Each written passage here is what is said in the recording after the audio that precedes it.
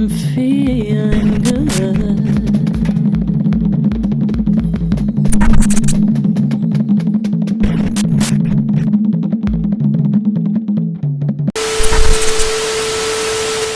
In recent news, President Trump declared that the Civil Rights Act of 1964 resulted in white people being treated very badly, and it is reverse discrimination because it prevented white people from getting jobs.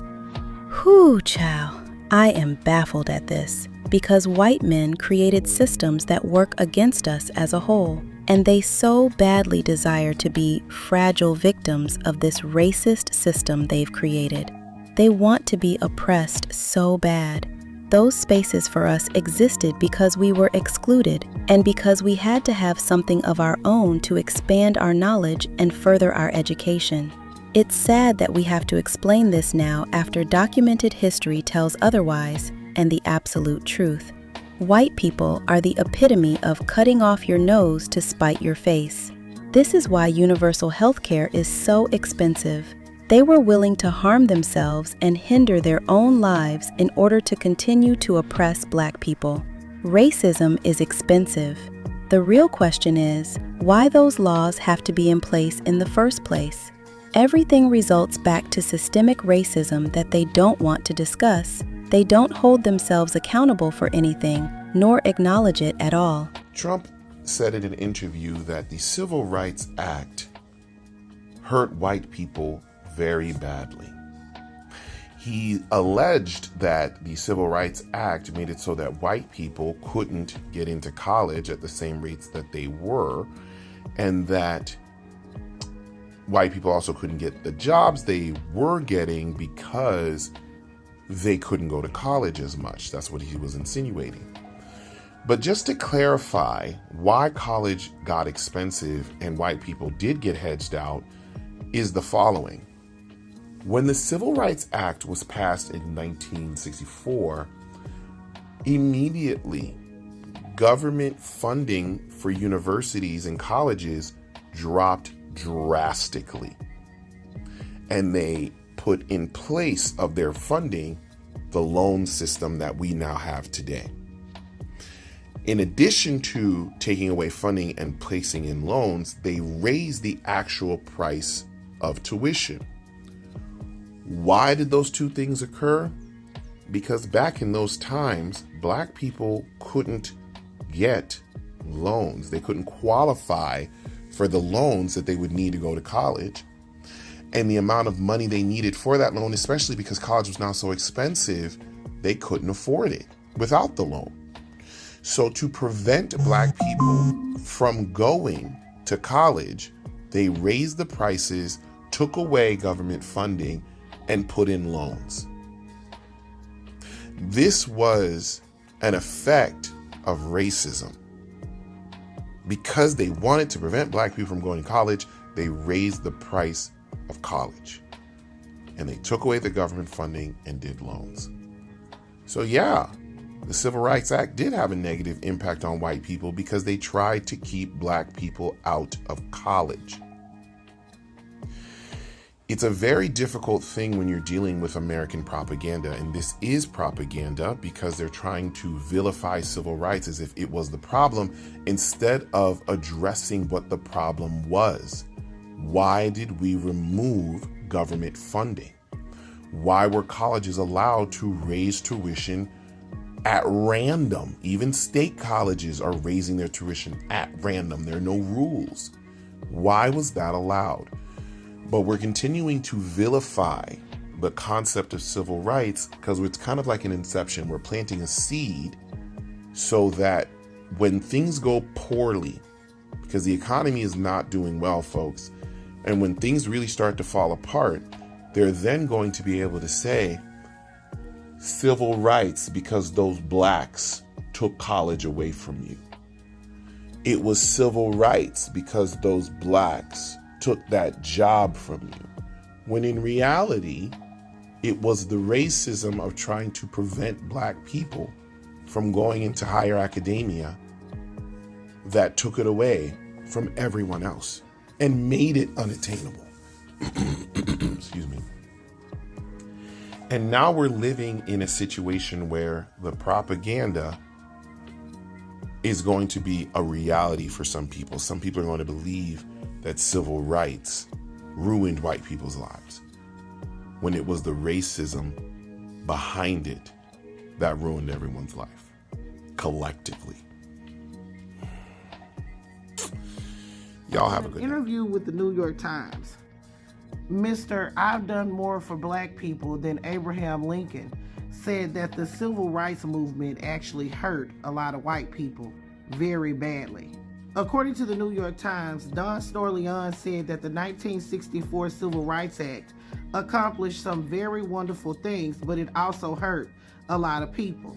He said, and I quote, "People that deserve to go to college or deserve to get a job were unable to get a job, so it was reverse discrimination."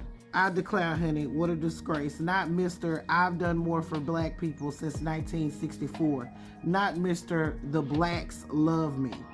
You can't make this shit up. So as we all know, the 1964 Civil Rights Act sought to end race-based discrimination and segregation and provide black Americans with equal access to education and employment. So no one should be surprised that Frumpet feels this way. He ran his campaign on this exact premise.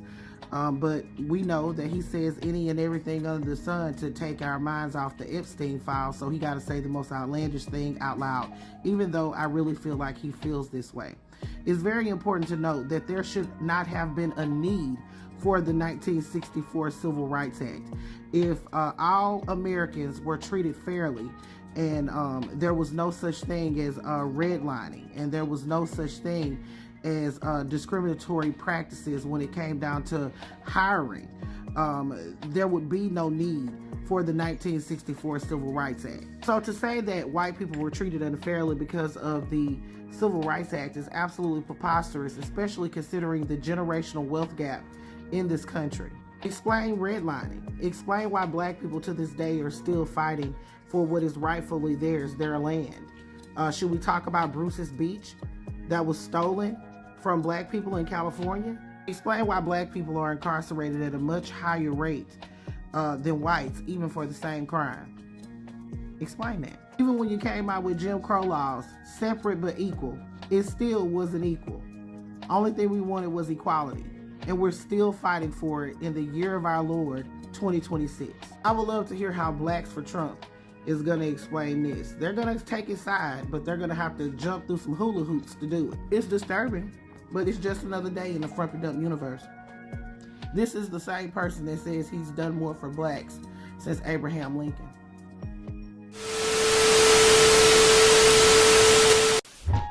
They are delusional. Delusional. Why is it that Donald Trump is saying that the Civil Rights Act discriminated against white people?